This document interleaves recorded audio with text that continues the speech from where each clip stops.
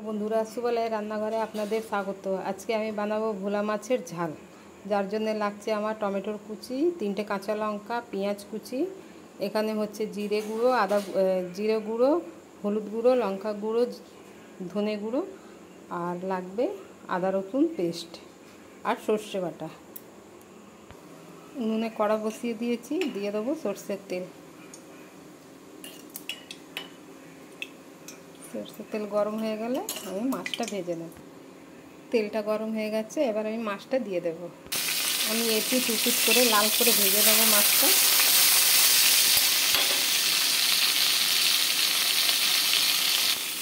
আমার মাছটা লাল লাল করে ভাজা হয়ে গেছে, এবার আমি বের করে নেব। দিয়ে দেবো কড়াতে অল্প একটু সরষের তেল, দেবো কালো জিরে ফোড়ন, পেঁয়াজ কুচি, দিয়ে দেবো হাফ চামচের মতন আদা রসুন বাটা,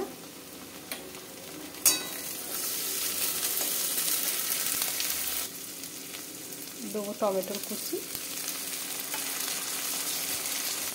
দিয়ে দেবো এক এক করে সব মশলা।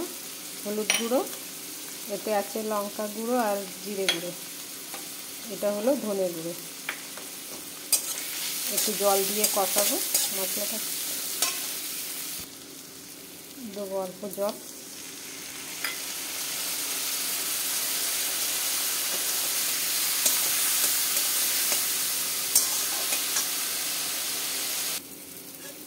মশলাটা কষানো হয়ে গেছে, দিয়ে দেবো এবার সর্ষে বাটা। সর্ষেটা আমি ছাঁকনি দিয়ে কালো ভাগটা বাদ দিয়ে দিয়েছি, খোসাটা। দেবো কাঁচা লঙ্কা চেরা,